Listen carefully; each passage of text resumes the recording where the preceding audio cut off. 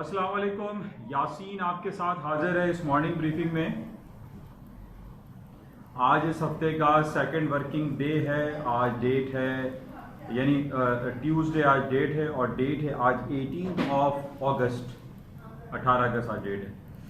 अच्छा, बहरहाल कल सारा दिन बड़ी इंपॉर्टेंट खबरें पाकिस्तान के हवाले से चलती रही और पाकिस्तान में सबसे बड़ा शहर कराची के हवाले से खबरें चलती रही कि जनाब तीन बड़ी जो ताकतें हैं, जो सियासी जमातें हैं, Pakistan Peoples Party, MQM, PTI जो है उनका इल्हाक होने वाला है और वो पाकिस्तान के सबसे बड़े शहर जो बारिशों के बाद बदहाली का शिकार हो गया और टूटी फूटी सड़कों और बेपानी, बिजली, गैस और एक तमाम हालात से, जंगी हालात से गुजर रहा है। इसमें ये बड़ी खुशाइन खबर आई हमारे पास थी। ये खबर आई थी कि जनाब ये दोनों पावर जो है, ये दोनों जमातें, तीनों जमातें जो है वो आपस में मिल जाएंगी और जनाब कराची की तरक्की के लिए और कराची की जो बदहाली है बारिशों के बाद उसको सही करने में अपना किरदार अदा करेंगे। लेकिन हुआ क्या? शहर आबाद होने से पहले ही उजड़ गया। यानी बातें बड़ी अच्छी हो रही थी कि ना ये हो जाएगा, वो हो जाएगा और तीनों जमातों में इख्तलाफात शुरू हो गए और वजीर आला मुराद अली शाह साहब ने बड़े सख्त अल्फाज में कहा कि ऐसा मुमकिन नहीं है, हम सिंध को बंटवारा नहीं होने देंगे, सिंध को बढ़ने नहीं देंगे, पावर बढ़ने नहीं देंगे। बात सारी ये है, हम सिंध को बढ़ने की बात कहां से कर रहे हैं? हम तो ये कह रहे हैं कि कराची के बल्दियाती निज़ाम को बेहतर कर दिया जाए और इस गंदे बदबूदार शहर को जो है वो तमाम खूबसूरती और वो तमाम रोशनियां लौटा दी जाएं जो पहले हमारे पास हासिल थी। तो बहरहाल इस इशू को बहुत ज़्यादा एग्जैजुरेट किया जा रहा है, बढ़ा चढ़ा के पेश किया जा रहा है और कराची का कोई वाली वारिस इस वक्त हमें दिखाई नहीं देता। बहरहाल हम शुक्रिया अदा करते हैं NDMA का, नेशनल डिजास्टर मैनेजमेंट अथॉरिटी के लेफ्टिनेंट जनरल मोहम्मद अफजल साहब का, कि वो अपनी भरपूर कोशिशों से कराची के मुख्तलिफ जो बड़े बड़े बरसाती नाले हैं, गटर हैं, उनकी सफाई में अपना किरदार अदा कर रहे हैं और उनकी वजह से बहुत ज़्यादा सहूलत मुयसर आई है। बहुत सारे इलाके बारिश में डूब गए थे और उनकी सिर्फ ये नाला सिस्टम हमारा ख़राब होने की वजह से वो चौक हो गया था और उसकी वजह से हम ये कह सकते हैं कि हमारे जितने बड़े बरसाती नाले हैं उसके ऊपर नाजायज़ कब्जा हो चुका है। बड़ी बड़ी इमारतें बन चुकी हैं। लोगों ने आकर वहाँ पर जो 200 फीट चौड़े बरसाती नाले थे वो सिर्फ 40 फीट के रह गए।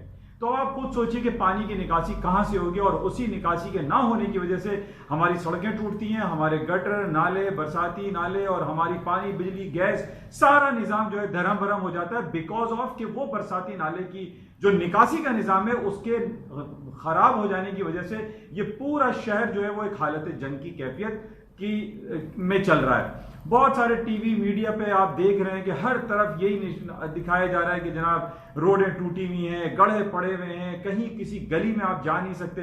सिर्फ आपको अगर अच्छी रोड नजर आती है तो वो दो सड़कें, एक कारसाज है और एक शाह फैसल है। इसके अलावा आप कराची की किसी भी सड़क पर चले जाइए, आपकी गाड़ी वहां पर बैठ जाएगी, उसके जंप्स टूट जाएंगे, टायर पंक्चर हो जाएगा। तो बहरहाल हमारे वजीर आला साहब को और हमारी सियासी जमातों को ये नजर नहीं आ रहा और पता नहीं है कब तक ये आपस में लड़ते रहेंगे और कराची सिर्फ अरबों रुपए के टैक्सेस अदा करता रहेगा और वो इस्लामाबाद जाता रहेगा और हमें जो NFC अवार्ड के हवाले से जो हमें फंड मिलना चाहिए था उसका रोना हम हमेशा से रोते रहेंगे। हमारी इमरान खान साहब से ये गुजारिश है, हमारे मुराद अली साहब से गुजारिश है, अपने इन झगड़ों को छोड़ें और कराची के अवाम जो कि कराची का पाकिस्तान का बैकबोन है इसको बदहाली से निकालने में अपना अहम किरदार अदा करें। इसके लिए हम उनके बड़े शुक्रगुजार रहेंगे। बहरहाल कुछ मार्केट की बातें करते हैं। मार्केट के हवाले से आज कराची स्टॉक एक्सचेंज की बात करते हैं। कराची स्टॉक एक्सचेंज बहुत अच्छा परफॉर्म कर रहा है। 40,300 40,500 के लेवल पे मार्केट चल रही है। तमाम शेयर्स पॉजिटिव टेरिटरी में चल रहे हैं। ये बड़ी खुशाइन बात है। अच्छा, खुशाइन बात होने के अलावा जो खुशाइन बात होने की जो वजूहत हैं वो आज बड़ी अच्छी खबर हमारे पास डिफरेंट अखबारात में लगी है कि पाकिस्तान में पिछले महीने जुलाई में द बेस्ट परफॉर्मिंग हमारे पास रेमिटेंस रिकॉर्ड रहा है कि 2.7 या 2.6 बिलियंस ऑफ डॉलर हमारे पास रेमिटेंस इन आए हैं, रेमिटेंस आई हैं, हमारे अकाउंट क्रेडिट हुए हैं, बाहर से पैसा आया है, बाहर से फंड आया है। हमारे जो पाकिस्तानी हजरात जो कि सऊदी अरब में, जो अरब कंट्रीज में, जो UK में या USA में नौकरियां करते हैं या वहां रहते हैं, उन्होंने बेतहाशा पैसे पाकिस्तान की इकोनॉमी में इंजेक्ट किए हैं जो कि पाकिस्तान की तारीख में सबसे पहली बार हुआ है और ये बड़ी खुशाइन बात है। हम इमरान साहब की पॉलिसीज की तारीफ करते हैं और शुक्रिया अदा करते हैं कि उन्होंने खास तौर पर जो हाउसिंग सेक्टर के हवाले से बहुत सारी सहूलतें लोगों को दी हैं और ये कहा जा रहा है कि 31 दिसंबर 2020 तक किसी से कुछ नहीं पूछा जाएगा कि वो पैसा उन्होंने कहां से कमाया, लेकिन वो पैसा लाएं, पाकिस्तान की इकोनॉमी में डालें और पाकिस्तान की मुआशी तरक्की में अपना किरदार को भरपूर अंदाज में अदा करें। तो ये बड़ी खुशहाल बात है। पाकिस्तान की रेमिटेंसेस का बढ़ना, पाकिस्तान में फंड का इंजेक्ट होना, इट्स अ वेरी गुड। और इसकी वजह से हम ये देख रहे हैं कि पाकिस्तान की स्टॉक मार्केट पर भी इसके पॉजिटिव असरात आए और हालात बेहतर की तरफ है। इसके अलावा हमारे पास दुनिया की डिफरेंट जो रेटिंग एजेंसीज हैं, जिसमें सर फहरिस्त है S&P, मूडीज, फिच। आज फिच की रिपोर्ट हमारे पास आई है और फिच ने हमारी इकोनॉमी को स्टेबल आउटलुक कहा है। ये स्टेबिलिटी की तरफ जो है इशारा, स्टेबिलिटी की तरफ उनकी कंफर्म रिपोर्ट आना, ये हमारी इकोनॉमी के लिए बहुत खुशहाल बात है, जिसकी वजह से आज हम उसका रिफ्लेक्शन पॉजिटिव देख रहे हैं। और पाकिस्तान की PSX इंडेक्स 40,000 प्लस में इस वक्त चल रही है और तकरीबन नेट चेंज 300-400 पॉइंट प्लस है। तो बहरहाल ये बड़ी खुशहाल बात है। अच्छा, इसके अलावा अब हम बात कर लेते हैं बड़ी इंपॉर्टेंट जो पेशरफ चल रही है पिछले एक हफ्ते से। यानी यूनाइटेड अरब एमिरेट्स UAE और इसराइल के दरमियान जो एक मुफाहमती, एक सिफारती ताल्लुकात की जो बहाली हुई है, इस पे पूरी दुनिया में चर्चा किया जा रहा है कि जनाब ये सही हुआ है या गलत हुआ है। लेकिन एक हल्के से जो कि यूरोपियन इकोनॉमीज हैं या यूरोपियन सेक्टर से या यूरोपियन यूनियन की तरफ से और अमेरिका की तरफ से और बहुत सारे रेस्ट ऑफ दी जो रिमेनिंग जो आउट ऑफ इस्लामिक स्टेट है, वो इसकी तायद कर रहे हैं। इवन के मिस्र भी तायद कर रहा है, जॉर्डन भी तायद कर रहा है। जाहिर है वो पहले से उन्होंने इसराइल को कबूला हुआ था। अब यहां पर हम ये देख रहे हैं कि पाकिस्तान में भी मुख्तलिफ बातें हो रही हैं। लोग कोई कह रहे हैं कि एक्सेप्ट होना चाहिए, नहीं होना चाहिए, या लोग ये कहते हैं कि इसकी डिबेट पाकिस्तान की कौमी असेंबली में होनी चाहिए। इस हवाले से भी बहुत ज़्यादा पेशरफ्त हो रही है। लेकिन बहुत सारी बातें हमारे जहन में हैं और हम जैसे कि हमेशा ये कोशिश करते हैं कि पूरी दुनिया में अमन और शांति का जो है दौर दौरा होना चाहिए। ये आपस की चपकलिशें, आपस की लड़ाई झगड़े, इनसे हमें दूर रहना चाहिए। तो इस हवाले से सऊदी अरब का बहरहाल अभी तक कोई मौक़िफ़ नहीं आया है, लेकिन हम ये देख रहे हैं कि पिछले 70 सालों से दो पूरी दुनिया के जो इलाके हैं उनका कोई हल हमें होता हुआ दिखाई नहीं दे रहा। एक फ़लस्तीन जो कि पिछले 70 सालों से लड़ रहे हैं अपनी सरजमी के हुसूल के लिए, और इसी तरीके से कश्मीर में जो सिलसिला है वो बहरहाल कश्मीर का इशू तो फिर भी बेहतर दिखाई देता है कि यहाँ पे अगर यूनाइटेड नेशन के चार्टर के हिसाब से प्लेबिसाइड कर दिया, हक़ राय दही का इस्तेमाल किया जाए, तो इसका बहुत सहल अंदाज में इसका हल हो सकता है। लेकिन अभी मैं जो थोड़ा सा इसका मुताला कर रहा था कि असल में हमें ये चेक करने की जरूरत है और हमें ये पढ़ने की जरूरत है और इसको समझना जरूरी है, बहुत जरूरी है कि फलस्तीन का असल में मसला क्या है। तो मैंने जो अभी ये मुताला किया और देखा, पुराने तमाम रिकॉर्ड्स मैंने पढ़ना शुरू किया और ये देखा कि फलस्तीन का बेसिक देखिए मकसद और फलस्तीन का जो झगड़ा है, फलस्तीन का जो मसला इसराइली हुकूमत के साथ है, वो ये मसला नहीं दिखाई देता कि वो यहूदी हैं, कि वो यहूदी मजहब से ताल्लुक रखते हैं। असल मसला देखिए, इसको एड्रेस करने की जरूरत है। और असल मसला जो हमने देखा, जो किताबों में पढ़ा, जो तारीखी किताबों का मुताला किया, उसमें असल मसला सन 1880 के बाद से शुरू होता है, जो कि तकरीबन 150 साल पुरानी बात है। हमने ये देखा कि सेकेंड वर्ल्ड वॉर से पहले फर्स्ट वर्ल्ड वॉर हुई 1920-1914 में। हमने पूरी दुनिया से ये देखा कि लोग मुंतकिल हुए, इमिग्रेंट हुए, इमिग्रेशन पॉलिसीज अडॉप्ट की गई और तमाम जो चाहे वो जूस थे या नॉन जूस पार्टीज थी, वो आकर आबाद हुए इसराइल में या फलस्तीन की सरजमीन पर।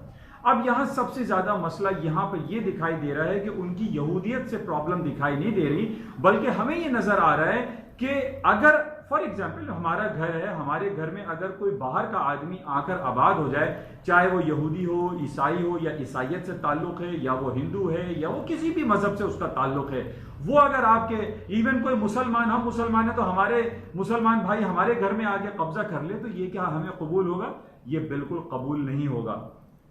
यही मसला फलस्तीनी अवाम का है और फलस्तीन का ये बिल्कुल बजा एक एतराज है कि जनाब उनकी सरजमीन पर यहूदी हो या नॉन यहूदी हो या किसी और मजहब से ताल्लुक रखने वाले जो लोग हैं, वो फलस्तीन की सरजमीन पर आकर आबाद क्यों हो रहे हैं।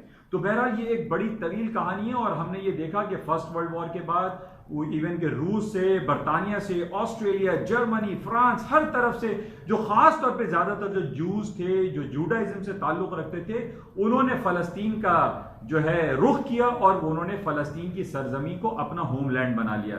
इस बेसिस पे हम देख रहे हैं कि पिछले 70, 80, 100 सालों से फलस्तीनी अवाम चिल्ला रहे हैं, रो रहे हैं, चिंगाड़ रहे हैं और वो ये कह रहे हैं कि हमारी सरजमी पे ये दूसरे लोग आकर आबाद क्यों हो रहे हैं। असल मसला ये है। तो बहरहाल जहां तक मजहबियत की बात है तो ये हमारे जो आलिम दीन लोग हैं वो इस पे ज़्यादा बेहतर तौर पर अपना मौक़िफ़ बयान कर सकते हैं, लेकिन जो बज़ाहिर हमें ये दिखाई दे रहा है कि जो इसराइल का और फ़लस्तीन का जो मसला है वो सिर्फ और सिर्फ जो बेसिक प्रॉब्लम यहाँ पे वो दिखाई दे रही है कि उनकी सरजमीन पर गैर मुल्की आकर आबाद हुए हैं पिछले 150 सालों से, और वो ये कह रहे हैं कि हमारी ज़मीन को खाली किया जाए, हमारी ज़मीन पर कब्जा ना किया जाए, और हमारे वतन से, हमारी सरजमीन से, हमारी जगहों से, चाहे वो वेस्ट बैंक हो, चाहे वो यरूशलेम हो, या फिर वो गजा की पट्टी हो, ये तमाम इलाकों से वो ये चाहते हैं फ़लस्तीनी जिनके कम व बेश आबादी 60 लाख नफूस पर मुश्तमिल है, वो ये कहते हैं कि हमारी सरजमीन को खाली किया जाए। अब देखिए यहाँ पर इस बात को भी समझने की जरूरत है कि तकरीबन 80 से 90 लाख इसराइली, जिसके अंदर मुसलमान भी शामिल हैं, इसराइली जरूरी नहीं कि वो यहूदी हों, इसराइल के अंदर रहने वाले बहुत सारे मुसलमान हैं, इसराइल में रहने वाले बहुत सारे अरबी हैं, इसराइल के अंदर रहने वाले बहुत सारे रूसी हैं, इसराइल में रहने वाले बहुत सारे हिंदू भी हैं। तो बहुत सारे मजहब के रहने वाले इसराइली मुल्क के अंदर रहते हैं, और इसमें सिर्फ हम ये नहीं कह सकते कि वहां पे यहूदियों के खिलाफ जो है वो जो है तमाम नबर्द आजमा हैं, लेकिन एक फैक्टर ये जरूर है कि वहां पे यहूदियों की आबादी या यहूदी मजहब से ताल्लुक रखने वाले लोगों की आबादी ज्यादा हुई, और वो सारे के सारे इमिग्रेंट हैं, या इसको अंग्रेजी में हम सेटलर्स बोलते हैं कि वो आगे दूसरे इलाकों से आके सेटल डाउन हो गए हों और उन्होंने उसको अपना वतन बना लिया हो इस फलस्तीन की सरजमी पे। तो इसको बहुत ज्यादा एड्रेस करने की जरूरत है और समझने की जरूरत है कि जनाब बहुत सारे जो rest of the Islamic world हैं वो जो खिलाफ हैं इसराइल के या उनकी सरजमी पे आबाद होने के हवाले से, वो अपना क्या मौक़िफ़ पेश करते हैं, वो किस तरीके से इसको सेटल डाउन करेंगे। क्या तकरीबन 80 और 90 लाख जो वहां पर लोग आकर आबाद हुए हैं उनको वहां से निकाल बाहर किया जाए, जो कि बज़ाहिर मुमकिन दिखाई नहीं देता। तो इसका कोई ऐसा मुफाहमती पहलू तलाश हमें करना चाहिए, पूरे आलम इस्लाम को, पूरी दुनिया को इसका एक सलूशन तलाश करना चाहिए, और इसराइल और फ़लस्तीन के देरीना मसाइल को हल करने की भरपूर कोशिश करनी चाहिए। चाहे हम मुसलमान हो, चाहे किसी भी मजहब से जो ताल्लुक रखता है, वो इसको सेटल डाउन करे और इस मसले को हल करे कि जो फ़लस्तीनी सरजमी पर आकर बाहर से लोग आकर आबाद हुए हैं, क्या उनको निकाला जा सकता है, क्या उनको इस सरजमी से निकालकर दूसरी जगहों पर सेटल किया जा सकता है, जो कि बज़ाहिर मुमकिन दिखाई नहीं देता। तो इस हवाले से हमें पूरी दुनिया के प्लेटफॉर्म से इस इशू को उठाना चाहिए और इसका एक प्रॉपर सेटल डाउन करना चाहिए कि इसका सही प्रॉपर सेटल क्या हो सकता है, चाहे वो यूनाइटेड नेशन हो या यूरोपियन काउंसिल हो या हमारी सार्क कॉन्फ्रेंस हो या हमारे जो डिफरेंट प्लेटफॉर्म्स हैं उस पर इस इशू को उठाना चाहिए और फलस्तीनी अवाम को और इसराइल में रहने वाले तमाम लोगों को एक शीर और शकर के तौर पर लेकर आने की कोशिश करनी चाहिए। देखिए, अफवाम व तफहीम और जो अमन है उसी से पूरी दुनिया में तरक्की हो सकती है। वहाँ की चाहे वो इसराइली अवाम हो या फ़लस्तीनी अवाम हो, उनको चाहिए कि वो अपने तमाम जो रिहायशी हैं उनको एक सुकून की ज़िंदगी मुयस्सर करें और उनके साथ जो है एक बेहतर मामला इसमें होना चाहिए। बहरहाल इस पर बहुत तवील बहस हो सकती है और हमारी सिर्फ जो कोशिश है वो यही है कि दुनिया के जितने बड़े बड़े प्लेटफॉर्म्स हैं उस पर इस इशू को उठाकर इसको प्रॉपर सेटल होना चाहिए। तो बहरहाल अभी बहुत सारी बातें आ रही हैं कि जनाब सऊदी अरब ने अभी तक अपना इस पे मौक़िफ़ बयान नहीं किया है और वो क्या करेंगे। जिस तरीके से यूएई अपनी तिजारती और सिफारती ताल्लुकात को बहुत ज़्यादा तेज़ी से हम देख रहे हैं कि उनके दरमियान जो है एग्रीमेंट होते चले जा रहे हैं, जो कि इंटरनेशनल मार्केट इसको खुशाइन तस्वुर कर रही है और इसी बेसिस पे हम देख रहे हैं कि पूरी दुनिया की स्टॉक मार्केटें जो है वो प्लस ग्रीन टेरिटरी में चल रही हैं। आज हमने सुबह चाइनीज मार्केट देखी, वो प्लस में है, तकरीबन 0.75 प्लस में है। आज अमेरिका की जो फ्यूचर्स ट्रेड हो रहे हैं वो अपनी तारीख की बुलंद तरीन सतहों पर चल रहे हैं। कल नैस्डैक ने अपनी तारीख की नई बुलंदियों को छू लिया और आज भी कोई मामला बरक्स नहीं है। अमेरिका की स्टॉक मार्केटें हैं, चाहे वो यूरोप की हो, यूरोप की मार्केटें थोड़ी सी आज नॉमिनल डाउन साइड पे हैं और ये कहा जा रहा है कि जनाब कोरोना वायरस के केसेस दोबारा सामने आ रहे हैं। जैसे मैंने आपको पहले भी कहा था, ये कोरोना वायरस का जो सिलसिला है अब इसकी इतनी अहमियत नहीं है और कोरोना वायरस के बेसिस पे हम ये अब नहीं कह सकते कि जनाब स्टॉक मार्केटें क्रैश हो जाएंगी, गिर जाएंगी, या second wave of corona virus आ रहा है। तो बहरहाल ओवरऑल जो इसराइल और मुत्तहिदा अरब इमारात के दरमियान जो डील हुई है इसको पूरी दुनिया पॉजिटिव ले रही है और इसी वजह से हम देख रहे हैं कि पूरी दुनिया की स्टॉक मार्केटें ग्रीन टेरिटरी में है, हायर साइड पे हैं और तारीख की नई बुलंदियों को छू रही हैं। जहां तक गोल्ड की मार्केट का ताल्लुक है, गोल्ड की मार्केट आप देख रहे हैं कि वो आज 2010 तक मार्केट ऊपर आ गई और उसकी वजह सिर्फ और सिर्फ यही दिखाई दे रही है कि जनाब जो इस्लामिक वर्ल्ड है, जो रेस्ट ऑफ द वर्ल्ड जो तकरीबन 55 और 60 कंट्रीज हैं इस्लामिक वर्ल्ड है, वो इस चैमगोइयों में लगे हुए हैं और वो ये कहते हैं ये बड़ा नेगेटिव हुआ है और ये हालात जो है वो खराब हो सकते हैं। लेकिन हमारे पाकिस्तानी सियासतदान जो है वो हमें ये कहते हुए दिखाई दे रहे हैं कि जनाब हमें कुछ अफाम व तफहीम का रास्ता इख्तियार करना चाहिए जो कि पॉजिटिव है, इसको हमें देखना पड़ेगा। और दोबारा मैं यही कहूंगा कि हमें इंटरनेशनल प्लेटफॉर्म पर इस इशू को रेज करना चाहिए और इस इशू को प्रॉपरली हल करने की कोशिश करनी चाहिए। बहरहाल गोल्ड की कीमतें आज ऊपर से इसी वजह से जा रही हैं क्योंकि जिस तरीके से मैंने आपसे कहा था कि पूरी दुनिया में इंटरेस्ट रेट की कटौतियां हैं, billions and trillions of dollar के स्टिमुलस पैकेजेस अनाउंस हो रहे हैं और जिस तरीके से जियोपॉलिटिकल सिचुएशन की जो तब्दीली आ रही है इस बेसिस पे गोल्ड की कीमतें ऊपर ही रहेंगी। जो हमारे पास एक हेल्दी करेक्शन आया था कि 1862 का मार्केट ने लो किया था, that was a very healthy correction था। उसके बाद आज हम देख रहे हैं तकरीबन $150 मार्केट ऊपर की तरफ जा चुकी है और अभी भी इसके अंदर ऊपर जाने का पोटेंशियल एग्जिस्ट करता है। तो बहरहाल इसको हम क्लोजली देखते रहेंगे। अच्छा, इसके अलावा तेल की कीमतें हम ये देख रहे हैं कि वो दोबारा ऊपर की तरफ जा रही है। मैं आपसे काफी अरसे से यही बात कर रहा हूं कि जिस तरीके से पूरी दुनिया की स्टॉक मार्केटें अपने ग्रीन टेरिटरी में हाईएस्ट लेवल पे चलती चली जा रही हैं, तो व्हाई नॉट ऑयल, क्योंकि ऑयल भी जरूरत पड़ेगी। हमारे जहाज, गाड़ी, सारी चीजें चलना शुरू हो जाएंगी तो मुआशी पहिया चलेगा और उसके बाद तेल की डिमांड में इजाफा होगा। प्लस ये जो मौसम चल रहा है हरिकेन, इसके बेसिस पे भी तेल की कीमतें ऊपर जाती हैं। कल इसने तकरीबन 3-4 महीने के बाद $43 पर बैरल का इसने हाई किया था और अभी भी तकरीबन मार्केट हायर लेवल पे खड़ी हुई है। बहरहाल ये कुछ बातें थी आपके साथ शेयर की गई और उम्मीद है कि कुछ ना कुछ आपको इससे इस्तेफादा हासिल होता होगा, कुछ चीजें समझने में सहूलत हासिल होती होगी। इसके अलावा 2-3 दिनों से यूरोप का एक मुल्क है बेलारस, उसका एक कैपिटल है मिन्स्क, वहां पे कुछ पॉलिटिकल अनसर्टेनिटी चल रही है, बहुत ज्यादा लोग प्रोटेस्ट कर रहे हैं। उसके प्रेसिडेंट है, उनके प्रेसिडेंट उन्होंने अभी कहा कि जनाब अगर आपको नए इलेक्शन कराने हैं और मुझे अगर हटाना है तो मुझे आप मार डालें। ये आप बेलारस के प्रेसिडेंट का बयान है जो कि बड़ा नेगेटिव है और वो ये कहते हैं कि मुझे आप ना हटाएं, नहीं हटा सकते, इस किस्म के बयान आ रहे हैं। काफी पॉलिटिकल अनसर्टेनिटी बेलारस में आप पाई जा रही है। इस बेसिस पे हम ये देख रहे हैं कि हो सकता है कि आज यूरोप की मार्केट थोड़ी सी डाउन है क्योंकि आज से तकरीबन 10 साल पहले हमारे पास ये बात तारीख शाहिद है कि छोटा सा मुल्क है ग्रीस, वहां पर जब पॉलिटिकल अनसर्टेनिटी आई और फाइनेंशियल क्राइसिस आए थे तो पूरी दुनिया की स्टॉक मार्केटें जो है क्रैश हो गई थी। तो बेलारस जो मिन्स्क है उसका कैपिटल, इसको आप क्लोजली वॉच करें और देखें कि बेलारस में क्या हो रहा है और वहां पे जो पॉलिटिकल अनसर्टेनिटी है उसका नेगेटिव या पॉजिटिव इफेक्ट क्या मार्केट पे बहुत ज्यादा पड़ सकता है या नॉमिनल सा पड़ेगा। इसको आप क्लोजली वॉच कीजिएगा, देखिएगा।